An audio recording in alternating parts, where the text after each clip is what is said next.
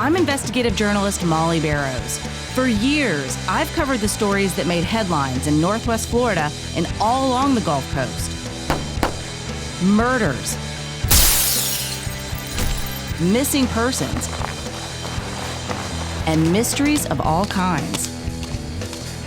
These cases are far from over for many victims because the full story has yet to surface. Join me for Gulf Coast Confidential, where I dive into the saltier side of the South and expose the lies, greed, and corruption that often weighs down the truth. It's time to turn the tide and get a shot at justice.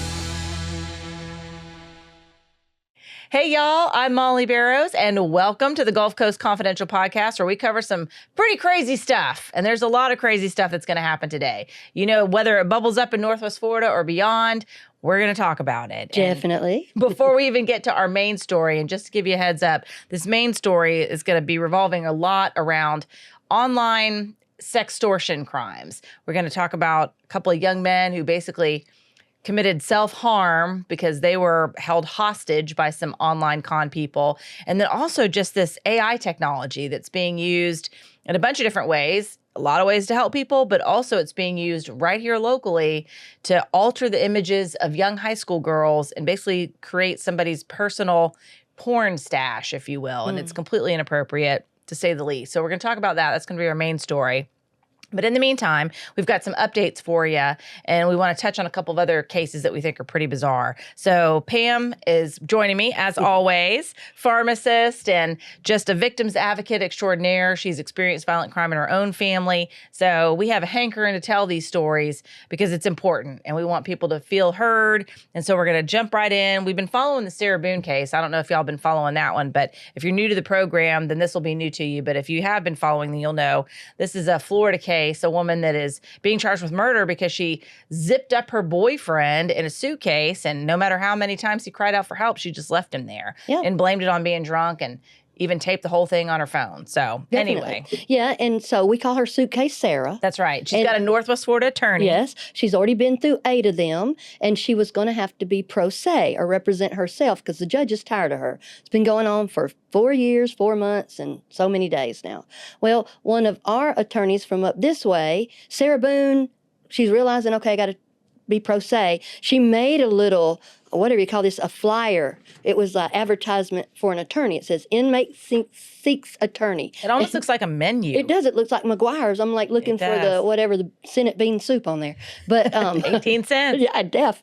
But so she did that, and then James Owens, Northwest Florida attorney right here in Santa Rosa County, he took advantage of the epic opportunity that was awaiting, apparently. Yeah, and that how he has to include her and how you have to be exceptional at problem solving and maintain faith in the client. So I have to give her props on doing that. So she basically now in between, James Owens is kind of like he just goes in there, and I don't think he really thinks much about how it translates to everybody else watching it, because he just going in there and asking for everything for her. I think these two deserve each other. Yes. You know, so he's gone in there and he's asked Sarah Boone wants a glam squad. She wants her hair done. She wants someone to do her makeup. She wants to make sure she's not shackled, which I get that. Her hands that don't makes need sense, yeah, sure. yeah. But at the same time, you are accused of killing a man. Yeah. This isn't a beauty Right. pageant. Well, and the makeup and stuff could have contraband in it and stuff. So that's not how that goes. I don't think they need to be sitting there in prison jumpsuit orange, there. But so she wanted a dress or some slacks and stuff. And these were the most ridiculous motions I saw James going with to the judge. He'd ask the judge something, and the judge would say, "You never mentioned that," because they also want to use the battered woman syndrome. The battered woman syndrome. Jorge, her boyfriend, is the one in the suitcase that died because he couldn't breathe. I also found out this week that when she was just talking in general to people, it was a little gem clip that she had on the zipper because the zipper was broken. But remember, she said, he could stick 2 fingers out of there. He could get out of there. Come on. And now this was what was on there. Yeah, there's no getting out of that. No. So here we are with Sarah Boone. They offered her a plea deal of 15 years for manslaughter. And she's going for broke. She and James are going for broke. She's already served about 4.5 years. If she took the manslaughter, 15 years, she'd probably get some time off for that. And then she's already served these 5, get credit for that. She probably could be out, So the judge told her in his colloquy, you realize if you get convicted of second-degree murder that you are going to, the minimum you will get is 22.5 years. Wow. So we got all that going on with her. And so they told her about this. And out of all the clothes she picked out, she could have some clothes. I'll be dang, I looked at her and thought, is she sitting there in a prison uniform that's blue now? Because it would just, I don't know. Did she think it brought out her eyes or something? I guess. I don't know. But anyway, I thought out of all the dresses. So here we are. And they were in there on Monday to get things going, but Hurricane Milton's coming, and so they're putting that off until next Monday. And don't forget, she's also got written up, I see on here, she's also got written up for being in trouble for gaslighting and bullying the other inmates. So this should be interesting. Yeah, she's not one to take a deal. I can see that she's ready to go for broke. No. So that's Sarah Boone. Okay. We got going there. And then the next ones we're doing, we've got the Department of Health, you, me, and the Department of Health. That seems like it's a musical. Welcome to Florida. Dance. So anyway, we've had to do this with Dr. Ben Brown. Yes. And then Dr. Shaknovsky when the liver and the spleen are mixed up and all that kind of migrating stuff. Organs. Right, migrating organs. And now we've also got a Department of Health pamphlet and a bunch of folks that we need to read over there on the Dr. Elaine Sharp. She was arrested just about a week or so ago for murder, manslaughter, racketeering, money laundering, and a bunch of other charges. Right. I think the only thing she's not accused of is being a child of God. I think so. Yeah, that was definitely, I read all that there, and I thought, she's 72 years old.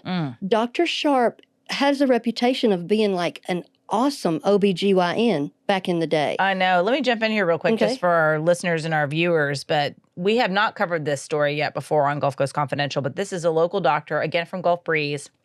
If you follow the podcasting, you know that we have a lot of stories about Gulf Breeze. It's a bedroom community at Pensacola. A lot of well-to-do folks, I would say there. You have a lot of waterfront properties, good school districts. So, wherever you live, you can probably imagine that you attract, well-to-do folks.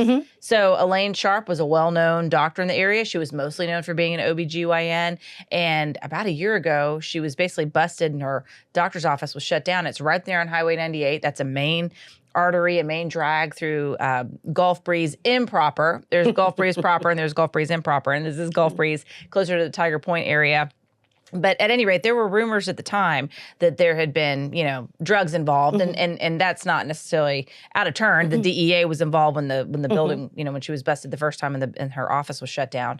But there had been, rumors that it was much deeper and that we were going to uncover and hear about a lot more things. And so this fast forward to now, she definitely gets arrested. And like you said, there's a slew of charges, including murder and manslaughter. And basically it revolves around, looks like prescription opioid abuse. She's prescribing them. Addicts are coming in. Reminds me a lot of the Dr. Graves case from years ago.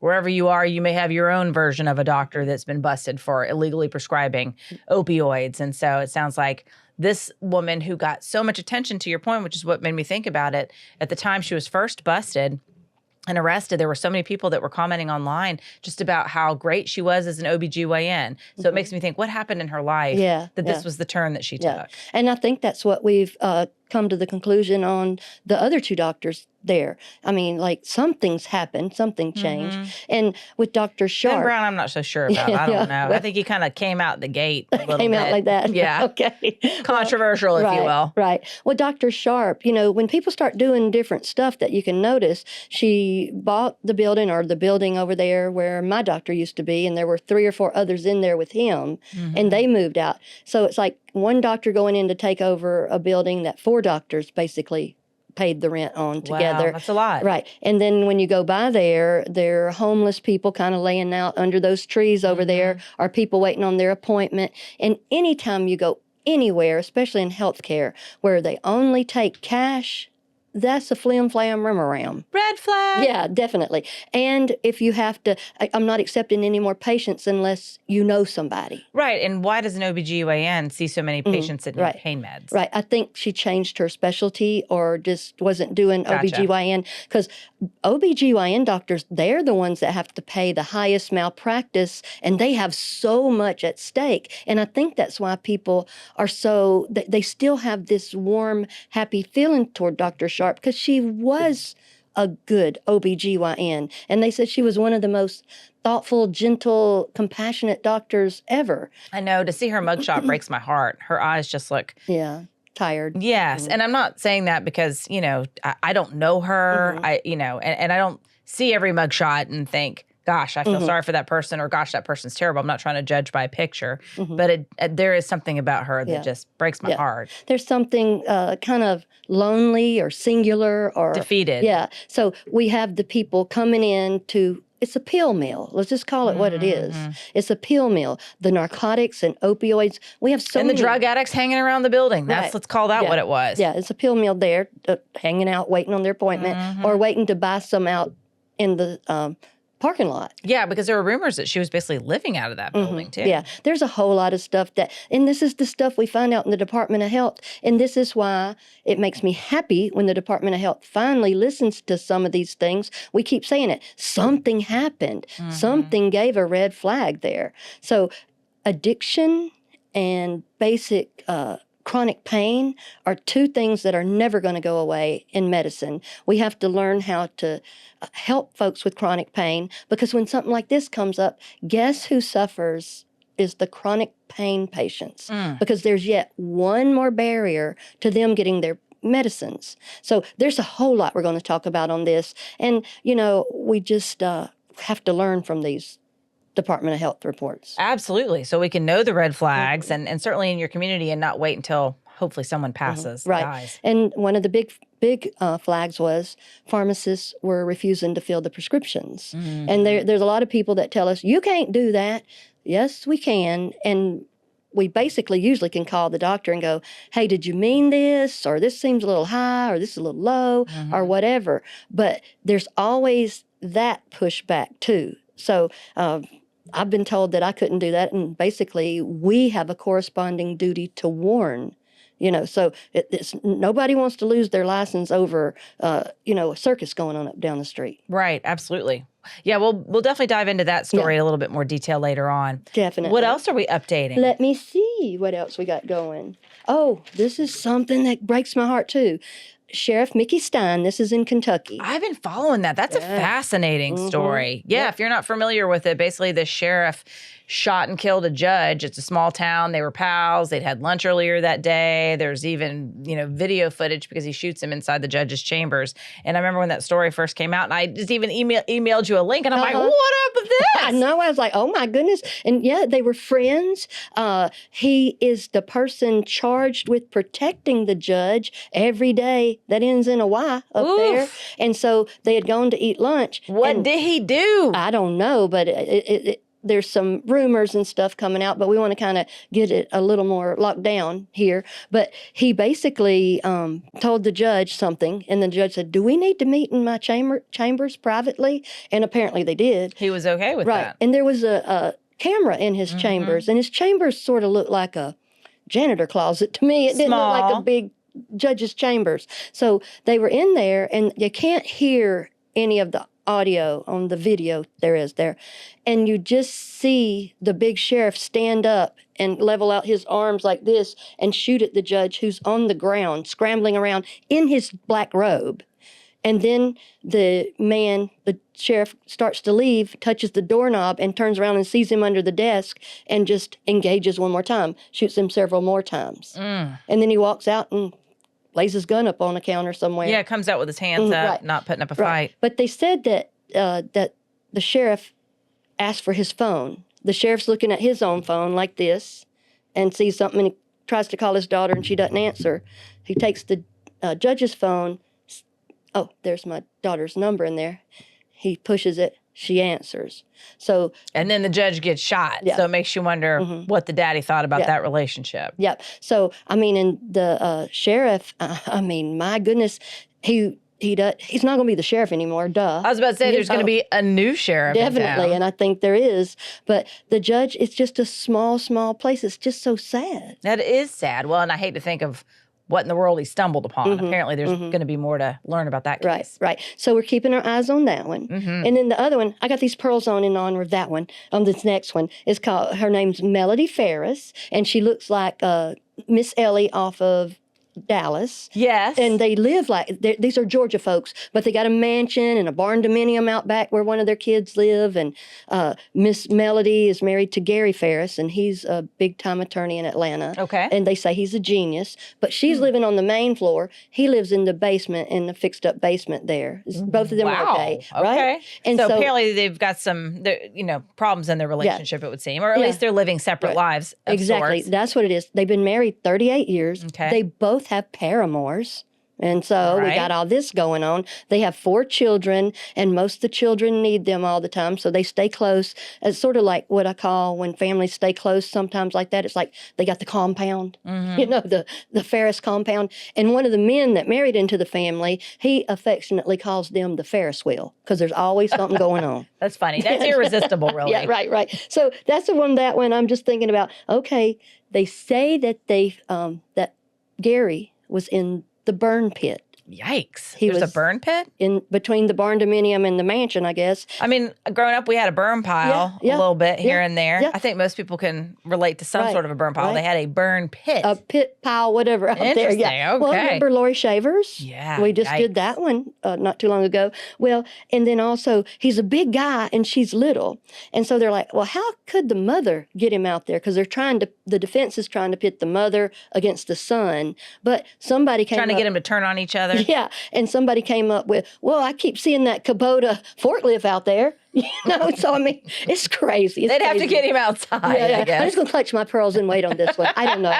It's a pearl clutching episode. It is. I got these at Harrods back in 1985. I love that. Thank oh, my you. gosh. Have you heard about the scandal coming out about Harrods, by the No, way? I what's meant to going tell on? you about that because we're both fans of Dodi Fayed. Well, apparently his daddy is being accused of all sorts of inappropriate behavior that goes back decades.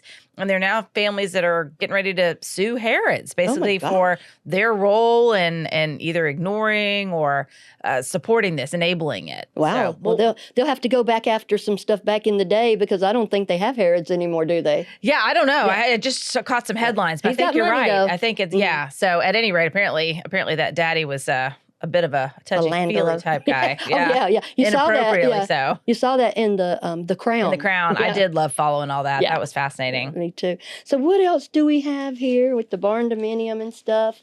Oh, yeah. Okay. Back with Sarah Boone. Tell me that story again about the Haberskys. Oh, my gosh.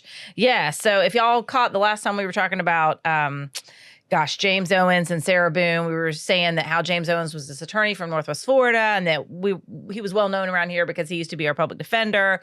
But even before that, when I was just a young pup, a young cub of a reporter in my time, so many years Back old. then. Anyway, that there was this crazy wild case, and in a nutshell, there was this couple, the Haberskys, Justin and Jennifer, and she shot him and then shot herself, but it was after a shootout with police. And it was this wild story because they just had a lot of crazy things that were going on at the time. She had been a stripper, I think, met him. He'd been a former FBI agent. She convinced him, I think they got married at one point, and then they got divorced, but they were still together. There was drug use involved. And then I think probably the impression that I got was the drug use had led to financial issues. He had at some point bought a strip club that was in downtown Pensacola. And if y'all come to downtown Pensacola now, we're making all kinds of lists of like the cutest, sweetest, smallest, funnest small town in America, whatever. Well, back in the day, there was some red light happenings. Club Mardi Gras. Going on, right. And this was Club Mardi Gras. And I guess they decided to really send Club Mardi Gras out with a bang, and they set that on fire. And so they had the insurance company looking into them for insurance fraud, not to mention, I think, these drug addiction issues and just all these other problems. And so they were needing money. They lived in, here we go again, they lived in Gulf Breeze, the Tiger Point area of Gulf Breeze. And I remember after their death, we were knocking on doors and talking to neighbors like, hey, you know the Haberskys? And one couple's like, do I? Like, she went running down the street in nothing but her underwear, Lord. screaming and hollering. So apparently there was lots of drama around the Haberskys, and they truly went out tragically with a very sad bang. But there was a shootout with police, and I think you have more details on this, because a lot of the time, I was just running and gunning and doing stories every day. You didn't always have time to dig into them like we do on the podcast. But at the time, there had been some sort of an incident, and the police are looking at him for all these other things, and they end up at night running from the law, like Dukes of Hazzard style. Yep. I'm dating myself again, but she just jumps up through. I think you found out it was a Jaguar, a black Jaguar, a black Jaguar, so sleek, and so she jumps up through the sunroof, and she's all like, "Pow, pow, pow!" shooting at the cops, and I think they shot out a tire, and then they died next to Whataburger. I mean, come on, y'all, that is so Florida, right there. Florida. They died near that Whataburger, because I think they had a flat or something, but they were running from the law. It said, she's like, "I'll fix this." Yeah. Well, they were over it. Like, do you remember when Daryl's was there behind the University Mall? Yes. Daryl's, Bennigan's, Holiday Inn. That's where they robbed some people. That's what started that. No one will ever catch you there, because it takes 5 minutes just to wind out of the parking lot. Right, and to go over there to that Holiday Inn. And they said she took them, or he took them, Justin did. And by the way, his other name is Stanley. I found that. Love him. But they said they went on a 13-minute high-speed chase. So, I mean, like, all this stuff is happening, and we got Mr. James Owens somehow in here. Yeah, that's right. So that's what you're asking me about. So that's how the Haberskys even got on my radar. And then fast forward a few years later, there was he was running for public defender, and during any election, if you're familiar at all with the news coverage, then people want to slam their competitor, or potential competitor, if you will, or just they're not supporting this person. So they hand to the media every bit of dirt that they can find. And so this report by the Florida Department of Law Enforcement was sent to our newsroom. We never reported on it because no charges were filed. And that's often the case. You don't really report on anything because nothing came of it. But we're all reading it going, "Where's the popcorn?" Because it had Jennifer Habersky in there. And of course, we all knew her at that point because of this terrible way that she went out in this blaze of non-glory, if you will. But so James Owens and his pal, Tony Henderson, they had been friends from high school. They were both attorneys. And I guess they had the same interests, if you will, after hours. And according to this report, Jennifer Habersky, they had picked her up somewhere. She had agreed to go back to one of their houses, and, sexual activities had ensued. And at some point she was like, "I'm good. I'm ready to go." And I guess in her words, they were not. So I don't remember all the details of this report, but essentially she was saying that they, abused her and didn't let her leave and whatever these accusations were. But the Florida Department of Law Enforcement investigated. They did not find enough evidence to make an arrest, so we never publicized it at the time. But then fast forward again, there was another incident, and Tony Henderson was applying for another job, I believe, and the state of Florida and another attorney were like, "Hey, we know more about you. You've gotten this underage girl pregnant. You met as a client, and we don't want you in this position, and nor do I think you should even be an attorney. You should be disbarred." So that's how the whole Habersky and James Owens connection came to be. So when James Owens popped up in Sarah Boone's trial, I'm like, "You got to be kidding me." This guy's got a attraction for drama. Right. Well, and I think, like I said, I think those two deserve each other, because I don't know who's going to outlast the other one, but I have noticed that the little courties and the people that do these deep dives and stuff, when they find out or see, like, I'm from Pensacola, they want to send a message and go, "Hey, wait a minute, what's all this going on?" And they're like, "How much time you got?" Right. So I'm like, look it up yourself, or listen to our podcast. So yeah, it's just a lot of drama going on there. It is interesting that other people are finally starting to pick up on that. We talked about it in the last episode, and people that do dive into the details of these true crime cases, they do want to know more about these people, whether they're the attorneys representing these, people that are accused of crimes, or it's accused criminals themselves. So I think that's fascinating that some of that old stuff, if you will, is bubbling up to the surface. It goes to show that nothing stays secret forever. Oh, no, no. So get your popcorn ready for Suitcase Sarah. I think I'm starting to call her Samsonite Suitcase Sarah because it just doesn't seem enough. And it is going to be so interesting because I really don't want her using that battered spouse or battered intimate partner unless she's using it on behalf of Jorge, who is in the suitcase begging to breathe. Because there certainly are people that are using it legitimately, right? And that undermines those folks. Yeah, definitely. So, and also we'll be looking at, and we're studying up on right now, Matthew Perry and the ketamine connection. That's terrifying. That's so sad. Yeah, and that's another. And there's another surgeon actually that's been accused of basically, oh gosh, that's a terrible case. We're going to do something, a whole episode on that. But that reminds me of another story we want to cover of a surgeon who some say killed his girlfriend with an overdose of ketamine after getting her hooked on it. So I am looking forward to learning more about this ketamine. Ketamine is something else. It's something that can be very helpful, but it's not meant for people just to use out in the streets. And then also we'll wrap up some of these things that we're still doing is the Ali Abulaban case. Ali Abulaban is a TikTok star. I call him Ponytail. He's got pretty black hair. The hair is pretty though. And so I like the long hair, but I'm not on a killer. Right. And he's a TikTok star, and he pretends he's Al Pacino and that he's Scarface and stuff. And people loved him, and he had a lot of followers. But then he shot and killed his wife and her friend. And he is one of the most weirdo, loud, baby, narcissistic, I'll blame everybody in the world and lay up here and cry. You watching that court case was almost, I got dumber by the minute. I did, but I still liked watching it. I know. I remember you talking to me about it. And he is handsome. He makes for good TV, but he's certainly not handsome enough to get away with murder. Yeah, not no more. He doesn't have any hair anymore. Ew. That hair was pretty, though. But there's nothing wrong with people without hair. But if that was his blade, his crown of glory, it's gone. It was.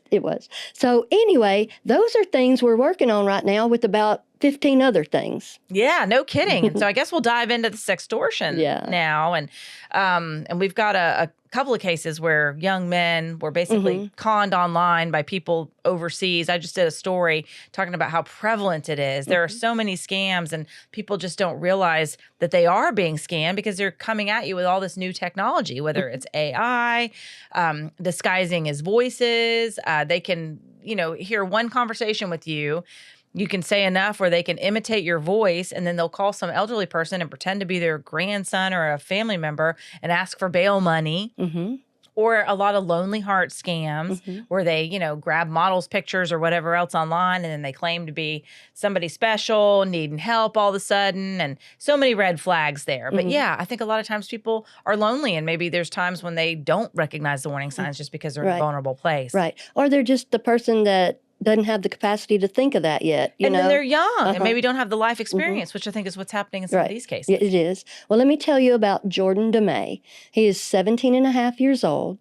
He was the homecoming king, football player, Mr. Nice Guy, fixing to go away to college. And this was up in Michigan. Well, he was in his room with his computer, and he got a message. It just said, hello, this one message like that.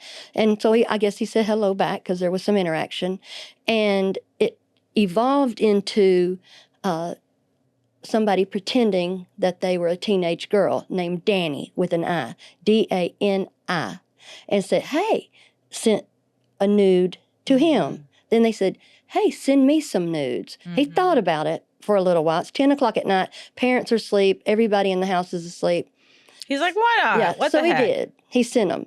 And then she just kept getting flirtier and seductive and a little more intimate and acting like they had mutual friends and stuff like that. So they asked for more, and he sent more.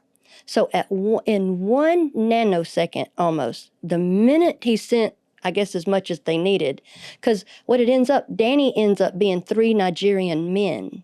And so one of them is pretending to be Danny back and forth. The others are doing research, looking all over the internet for friends and what he likes to do and his family and stuff. And then she goes, thank you. Send me $1,000, or I'm going to send this to your parents, to school, to the colleges you're interested in, to your friends, and he just panicked like that. And so it's 10 o'clock at night. So he didn't have $1,000. He's 17 and a half years old. So he gets what money he has, which is $300, and sends it to him. And they will not, these people, once they get hold of you, they will not let up. They just kept on and on and on. The key right here is turn your computer off. Yeah, you know, 100%. and go tell your Don't send parents. them money. Right. Go report it to police. Go tell someone that loves you. Tell your parents, tell police. And so, shame be damned. That's just normal. He's just a kid. Yeah. And so, I mean, there's nothing wrong with him. He got tricked. So he basically, they tortured him basically like that. And he's just worried to death. And he tells them, no uncertain terms, y'all are going to make me kill myself. And the one that's pretending to be Danny goes, good, and do it fast. Yeah. This investigator that I talked to, retired Homeland Security, works for a global investigative firm basically now. He talked about these scams and these people in places like Nigeria and Southeast Asia, where a lot of these countries turn a blind eye because you're not victimizing people within your borders. Right. You're victimizing people that are outside the country. And that's exactly what it is. Right. And they don't care. They don't know you. They just money. It's greed. He said that they refer to them as slaughtering the pigs. Oh, my God. You get them fattened up, you get them to where they're believing, and then you go after them and you take them for all that they're worth. And that's what they did to this young man. And he was up in his bed, and then he just shoots himself in his own bed. And the day before, they were fixing to come on vacation to Florida. That he loved Florida, and he loved coming to the beach. The day before, he was out searching and picking out suntan lotion and hats and stuff like that, you know. So but after that, the FBI agent, he said that there are like 7,000 sextortion cases that are to this degree. But he said, forget that number. Actually, it should be 100,000. Of course, because people aren't reporting That's what he said. He said the secret thing is people say, I haven't told anybody. Like, that's a good thing. You know, and these are young people, and because basically they just want to keep it shh, and it's usually these 15, 16, 17-year-olds. And again, people don't understand that they're being targeted, that they're mining for this information about you. Right. Just like these older folks that get scammed, you know, that they manage to find information about them so that they know who to pretend to be, which grandkid needs help, that kind of thing. Right. And they said that Jordan asked them, is this a scam? You know, he had some little bit of intuition, and they said no. And here's the deal. If anybody's going through something like this and the littlest bit crosses your mind that it could be a scam, go ahead and err on the side of scam. Somebody you just met and they're in a crisis, they can take care of it themselves. Right. Don't fall for that. And if you do, don't give anybody money. Somebody that you just met or haven't even seen in person, verify. Definitely. And I mean, don't be ashamed. I mean, it may be embarrassing for a minute, but you know, you're 17 years old or 16 years old. Tell your parents, tell the police, tell as many people as you have to. That temporary embarrassment, we still want you here. It's not worth your life. 17 to 27 to 37 to 70. Tell somebody. It is not worth losing your life over liars. Right.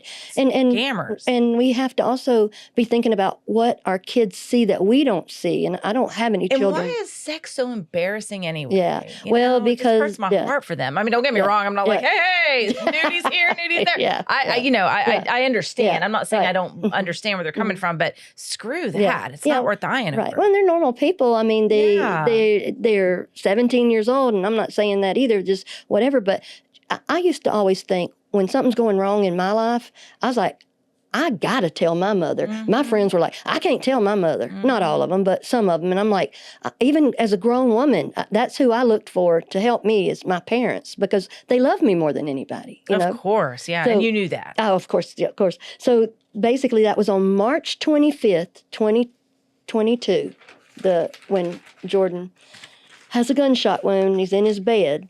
Then after that, a bunch of condolences come in to his girlfriend, Kyla. It's Kyla. And so those are nice and everything, but just wait a few days or something. Here comes Jordan's nude pictures again, and they're trying to extort her.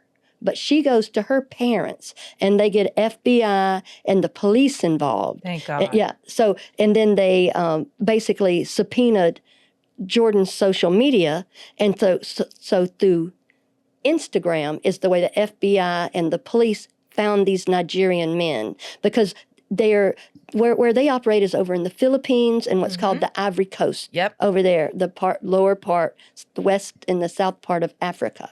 And so they basically found them, got them brought back over here. The two brothers, they're called Ogoshi brothers, and their other person is Ezekiel. And they say this is the first case of this kind. That they've prosecuted. Yeah, that they've taken it all the way through like this. And so the FBI tracked them down by that hacked Instagram, and they were sentenced to 210 months. And I found that ironic that that's the age that Jordan was, 17 and a half years. God love him. Well, I am so grateful for his family that they found these people that did this to him. Right. And they go out, they're advocates. They go out and they tell parents, don't put roadblocks up for your children, give them the grace they need, because like we said earlier, this temporary embarrassment is not worth their life. No, it's not. And, you know, we've got a case that, as you know, I've been looking into for a couple of weeks now, but it involves AI technology. And there's these apps that a year ago didn't hardly exist, but now they can be used to take a regular picture of you. Like if I post myself and my daughter at the beach, or you and I are having lunch somewhere good and we decide to post about it, they can take that very same picture, run it through these apps, and I don't want to say the name, but you can probably figure out what they are if you've, you know, once I start talking about it. But at any rate, and then it will completely remove the clothes. So it's the same picture. You're just standing there smiling, eating an ice cream cone, but whereas you're wearing, you know, Daisy Dukes and a t-shirt before, suddenly you're like in the buff. Right. And it's most of your body, but then it's AI digitally enhanced, you know, private body parts. And it's basically creating nudes that people did not consent to. They didn't give you permission to do that, but they can pull it right off your social media accounts. And there's a young man, 18 years old. He has found there's a bunch of pictures on his phone. His ex-girlfriend found them, sent them to these other girls, but he had apparently downloaded a lot of pictures, according to some of the girls that I've talked to, 175 pictures, a good number of them edited with this particular app that undresses these young ladies. And some of them were pictures of them at the beach, you know, with somebody else's boobs and, you know, other private parts on them. And they're embarrassed. Yeah. And so he wasn't doing anything with them that anyone knows. Yeah, we don't really know because the police don't have his phone. But he did tell law enforcement, I didn't upload them online. She was, you know, had access to my phone. She took a video of these pictures on my camera roll and sent them to these other girls and a group of individuals. So at any rate, it's out there. Yeah. And a lot of these girls, even though they didn't, you know, participate in any of this, it's not the same as like exchanging a nude and then being embarrassed. They didn't even consent to this. They were just sticking up prom pictures and whatever else that they were doing in their daily life. But a lot of them, even with that scenario, were still, you know, uncomfortable with telling anybody, telling their parents like, hey, this happened to me and I'm embarrassed and I, you know. And some of them are okay, not say okay with it. They're certainly not okay with it, but they are stronger in as much as I want to speak out about this. Yeah. What's done to me is wrong. And also they want to speak on behalf of these other young girls that, you know, and they're of the age, around the same age as this young man. He's a senior in high school, just turned 18. And some of the girls that he did this to are now freshmen in college. And some of them are younger, you know, and he also pulled pictures of them when they were younger. So it leaves these investigators looking with, okay, what, if any, law do we, you know, did he break? Was it child pornography because some of these girls are underage? Was it Florida's new deep fake law where you basically use technology, AI technology to recreate sexual content? And then, but he didn't supposedly, according to him, distribute it. And so that's part of the law too. If you're going to charge somebody, that's part of the statute requirement. So it's very interesting how technology is being used. But at the end of the day, it's still the same issues. Right. You know? Well, I don't know why we necessarily have to get caught up in, he didn't break a law, he didn't do this. Right and wrong's right and wrong. That's exactly what one of the moms I talked to said. And that's how I feel. The day we got to legislate what's right and wrong about basically taking the most intimate parts of a person and putting it out there. Because these young ladies are fixing to go off to college too, or start their career. What does one person get to decide that you have to live in fear that someone's going to see a picture that you did? Somebody just recently did this to Taylor Swift. Somebody just did this to one of the social media ladies that's got, like, girls, basically, 800,000 followers. Her name's QT Cinderella. And she's very wholesome. She does baking and these little games type of thing. And she said, do you want to see what this looks like? She said, I sob. I'm anxious. I've got panic attacks. I'm not my normal outgoing self. You have limited me because of what you want to do. You better hope that there's not a law that comes back on you in a minute, because it is just uncalled for. And I don't know. I want to know who wants to stand behind people and go, well, he didn't break a law. Well, and that's just it, too, because I feel like it's bringing to light a lot of maybe particular attitudes. And I noticed that there is a little bit of a difference. Obviously, I'm a woman and I have a lot of woman friends, and I'm interviewing a lot of mothers because they're the ones that are coming to me. But I will say that some of the men that I've talked to about this, there is just and I guess it's basically just the fundamental difference between how men and women view the body. But some of these men are just like, kids will be kids. And some of the comments on social media when I posted about this, oh, they're just kids being kids and boys will be boys is kind of how I took it. But at the same time, there are some young girls, and I've talked to their mothers, who had this done to them, and they're in the fetal position underneath the desk at school thinking about somebody looking at them, even though it's not their real body parts. People wondering, oh my gosh, are they seeing this image when I walk by in the hall? Right. Or they're crying uncontrollably, or they're worried, to your point, when they go to apply for a sorority or for a university or, graduate with a degree and apply for a job. That's the thing now. You can not just Google search someone's name, you can Google search their image. And what if these images pop up? What if he did share them and upload them online? Or what if somebody else has access to his account, similar to what he claims this girlfriend did, and they upload it to something and don't have good intentions? Well, so what are you doing it for?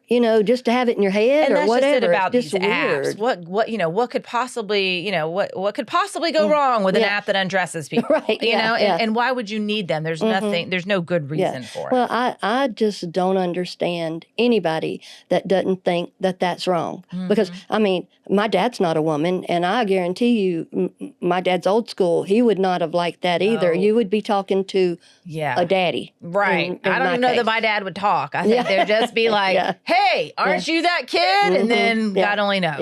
Yeah. It makes me so sad that we have to legislate what's right and wrong, that we intuitively don't know that, and that there's something to violating people's body, like with touch or just a physical thing. It's harassing. But to do it up here too, that is gaslighting and cyberbullying. Yeah. So there's a whole lot wrong with that, and I just hate that we have to tell people that ain't right. Well, and I hate exactly, and I hate that these girls have to defend how they feel about it. Like they're embarrassed, they're ashamed, and even though it's not their fault, some of them don't want to tell their parents, or they don't want to talk about it, or they don't want to be public. And who can blame them? I mean, I'm not shaming them by any stretch. I can certainly understand. But some of these girls that do want to talk, they're like, this makes me super uncomfortable. I don't like it at all. It does cause me some stress. But hey, I'm a freshman in college. I'm busy. I'm working.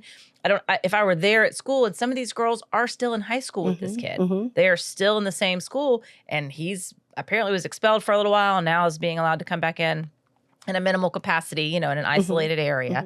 But still, that's tough to walk down the hall and think you might run across the guy that you barely knew, but that he's apparently been looking at you and taking your pictures off social media and turning them into nude pics for his own personal spank bank. Yeah, right. He said. Right. Well, see, I don't think anybody should limit your future or limit what you want to do simply because they had a thought. That's the way I feel about something as horrible as murder too. Just because Brandon decided today's going to be Sharon's last day, he's going to kill her. Do we have to legislate that? That's wrong. Oh my gosh, I know. And I think about that because one of the moms showed me the altered pictures. And these girls are beautiful. And I remember being 17 years old, and I did a bikini car wash when I graduated high school. And I was like, man, I'm pretty smoking hot. When I'm 19, But I dang sure didn't want anyone manipulating my images or my pictures. And I feel like this will dampen their enthusiasm for enjoying how young and beautiful they are. And their figures and their pretty hair and their just being free and being Florida girls. I don't want them to be inhibited. No. And maybe we need to have like a seminar or something that come to town to people that think that that's okay. I really want to know who thinks it's okay. Right. And again, and one of the girls that I talked to was saying, I could understand if he had 1 or 2 pictures of girls that he thought were hot, and he manipulated their pictures, if you will. He redid them. But to have 175 pictures, and we're talking between 30 and 50 girls by some estimations, different girls who he basically undressed with this app, you know, then they're saying, is that a sign of something more? Is there some sort of obsession? Is there some sort of fixation? Does he need help? Because, you know, and I think that's part of it too. You know, maybe some people are looking at it for fun, or they think it's going to be a joke or whatever. But it's not appropriate to just do it without consent. No, I don't like it at all. I can't see it any other way than it's wrong. Well, Pam, thank you so much. And we thank you for joining us for this episode. That is it for Southern Fried Crime, Updates, Deaths, and Sextortion. We appreciate you joining us on Gulf Coast Confidential. I'm your host, writer, and producer, Molly Barrows, with co-host and researcher Pam Hill. And a big thanks, as always, to our director, editor, and production engineer, James Roy. Remember, you can listen to more of our Gulf Coast Confidential conversations wherever you listen to your favorite podcast. And you can also watch on the Gulf Coast Confidential YouTube channel. Just don't forget to like and subscribe, y'all. We'll see you next time. Bye.